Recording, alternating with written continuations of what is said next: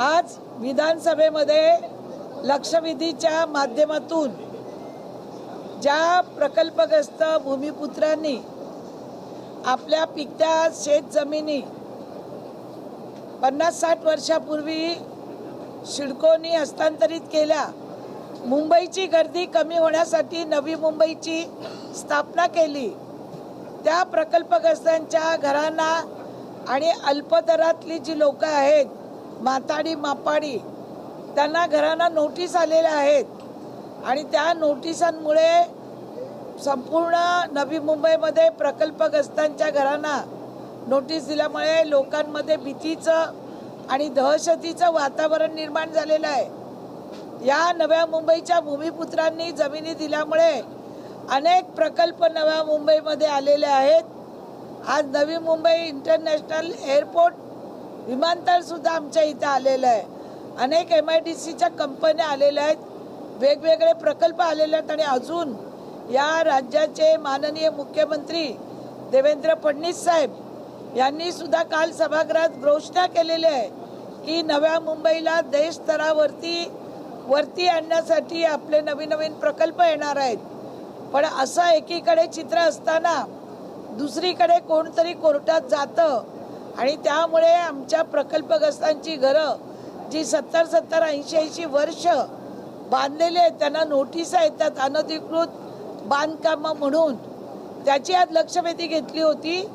त्या लक्षवेधीमध्ये मंत्री महोदयांनी सांगितलं की ज्या प्रकल्पग्रस्तांनी घरं बांधलेली आहेत स्वतःच्या जागेवर त्यांनी ताबडतोब महानगरपालिकेमध्ये प्रस्ताव द्यावे आणि ते प्रस्ताव देत असताना जर त्यांनी FSI जास्त वापरला असेल तर किती FSI वापरला त्याप्रमाणे आम्ही FSI सुद्धा वाढवून देऊ आणि जी प्रकल्पग्रस्तांची घरं आहेत ती कायम करून देऊ। त्यासाठी नवीन धोरण आणावं लागेल, एक बैठक करावी लागेल। तो निर्णय आज सभागृहात घेतला गेला। आपल्या माध्यमातून सर्व भूमिपुत्र आणि प्रकल्पग्रस्तांना माझी विनंती आहे की लवकरात लवकर आपण ज्यांना नोटीस आल्या त्यांनी, ज्यांना नाही आल्या त्यांनी सुद्धा महानगरपालिकेच्या आयुक्तांकडे आपला प्रस्ताव ताबडतोब द्या। त्याच्यामुळे आम्हाला सदरची बैठक घेऊन कोर्टातून पण आम्हाला आमचं म्हणणं मांडता येईल आणि आपण जो FSI वापरलाय तो सुद्धा कायम करता येईल। यासाठी आज मंत्री महोदयांनी मला हे उत्तर दिलेलं आहे आणि त्याप्रमाणे आपल्या माध्यमातून मी लोकांना विनंती करत आहे की हे राज्य आहे, राज्य गोरगरिबांचं आहे, गोरगरिबांना घरं मिळत आहेत। तर आमच्या भूमिपुत्रांना सुद्धा आमची 4थी पिढी आहे, त्यांना सुद्धा घर मिळालं आणि योजना काढली तर बरं होईल। पण पहिली आमचं जी घरं आहेत ती कायमस्वरूपी करावी ही आज आम्ही लक्षवेधीद्वारे ही सूचना मांडलेली आहे। दुसरीकडे पाहायला गेलं तर दिवा पाटलांचं नाव एअरपोर्टला मिळावं आंदोलन सुरू आहे, अजूनही अधिकृत काहीच होत नाहीये, काय सांगाल?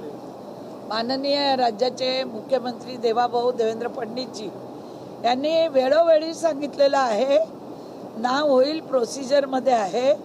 इंटरनॅशनल विमानतळाला नाव देताना असं आपण प्रत्येकाने रोज उठून जर आपण बोलत राहिलो तर आपलं जे होणार नाव त्याची प्रोसिजर असते। आपल्यालाही माहिती आहे, सर्व मीडियाला, कुठलंही एवढं मोठं नाव होताना ते ताबडतोब होत नाही आणि अनेक वेळा माननीय मुख्यमंत्र्यांनी सांगितल्यानंतर सुद्धा काही लोक जाणीवपूर्वक जर आंदोलन करून जर तिथल्या भारतीय जनता पार्टीचे जे आमदार आहेत त्यांना छेडण्याचं काम करत असतील। मी स्वतः दिवा पाटलांबरोबर काम केलेली कार्यकर्ती आहे, त्यांच्या प्रत्येक आंदोलनामध्ये दिवा पाटलांच्या मी पाणी देणारी महिला म्हणून प्रसिद्ध होती, तर त्यांचं नाव लागावं ही सगळ्यांची आमची इच्छा आहे।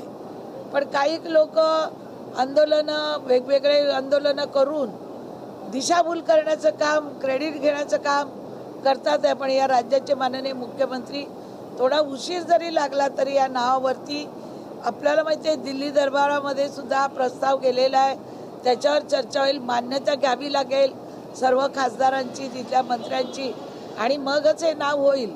पण या नावाची प्रोसिजर सुरू आहे, गेले वर्ष झाले आम्ही त्याच्यासाठी पाठपुरावा करत आहोत आणि आम्हाला विश्वास आहे या राज्यावर आणि देशाच्या पंतप्रधानावर हे नाव निश्चित स्वरूपात होईल। पण लोकांनी सुद्धा विमानतळ झाल्यानंतर विमानं ही सुरू करायचीच असतात. ही सेवा आहे, ही सेवा बंद करता येत नाही.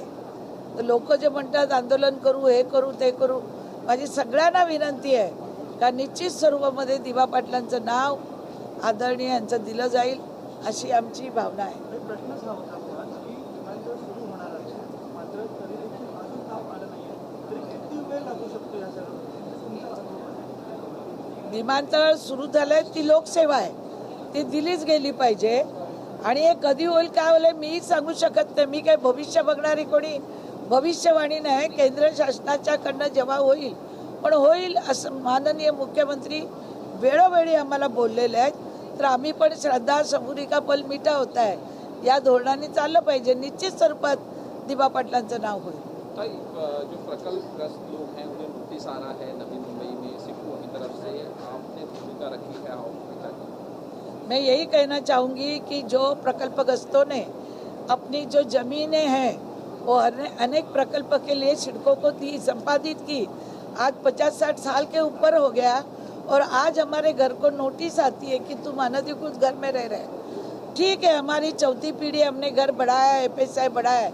आज हमने डिमांड की थी कि हमारा घर रेगुलाइज करो और 2015 में माननीय मुख्यमंत्री देवेंद्र जी फडणवीस साहब ने एक निर्णय लिया था लक्ष्य वेदी के ऊपर कि ये घर रेगुलाइज किए जाएंगे.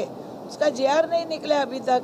तो अभी वापस मीटिंग होगी ये 14 तारीख के पहले और उसमें जो भी भूमिपुत्र ने अपने मकान बढ़ाए उन्होंने प्रस्ताव महानगर पालिका के कमिश्नर के देना चाहिए और जितना भी एफएसआई बढ़ा है कुछ किया है वो भी रेगुलाइज करके उसके धोरणात्मक निर्णय के लिए बैठक होगी और उस बैठक में ये जो भूमिपुत्र और जो माताड़ी मापाड़ी है उनको एक दिलासा दिया जाएगा. जिस तरह से हॉस्पिटल में नर्स और डॉक्टर के साथ मारपीट हुई, शिवसेना के कॉर्पोरेटर हैं उनको अरेस्ट किया गया, क्या भूमिका है? देखो, कोई भी हॉस्पिटल में भले कोई नर्स और डॉक्टर को मारना नहीं चाहिए, किसी ने हाथ उठाना नहीं चाहिए. मुझे पता नहीं आप पूछ रहे हैं, मगर ये गलत बात है. जो हमको सेवा देते भगवान के बाद हम डॉक्टर को ही भगवान मानते हैं. कोई हॉस्पिटल में ऐसी बात हुई जाती है कि पेशेंट अपने पेशेंट के लिए लड़ते रहता है और उनको ठीक से जवाब नहीं दिया जाता है. जब जवाब नहीं देता है तो पेशेंट पहले ही अपने माँ बाप बच्चा कोई भी बीमार रहता है उसके लिए पहले ही वो टेंशन में रहता है. उस टेंशन में वो कुछ गलत काम करता है, वो नहीं करना चाहिए. और सामने वाले ने भी इनको समझना चाहिए ये पेशेंट है, इनके घर का पेशेंट है. अभी कल परसों हमारे नवी मुंबई में भी घटना हुई, एक औरत मर गई, गलत डोज से बच्चा भी मर गया. तो वहाँ के डॉक्टर और सिस्टर अगर गलत काम करेंगे तो वो फिर जिसका घर का इंसान है वो तो चिढ़ ही जाएंगे. ये तो नेचुरली है, मगर वैसा होना नहीं चाहिए. मैं सब कार्यकर्ता को बोलती हूँ कि हॉस्पिटल सबके लिए है. हम एक के लिए लड़ते हैं तो 10 पेशेंट अंदर बेचारे बीमार रहते, वो सेवा बंद कर देते, तो उन लोगों की क्या गलती है जो 10 सलाइन पे होते हैं. तो ऐसी घटना होनी नहीं चाहिए. ऐसे मैं आपके माध्यम से बोलती हूँ. नवी मुंबई एअरपोर्ट देखिए दिवा पाटील नाम बोला ना मैंने अभी. हिंदीमध्ये नाही सांगितलं. अच्छा, मराठी.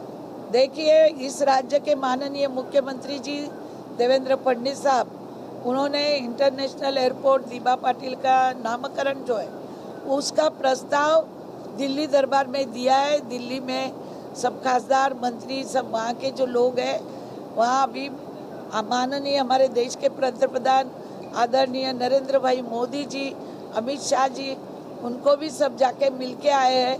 प्रस्ताव के लिए प्रयास चल रहा है. कब तक होगा मालूम नहीं, मगर जरूर ये सरकार है वो दिवा पाटिल का नाम जरूर एयरपोर्ट को देगी, ऐसा हमको लगता है और होगा.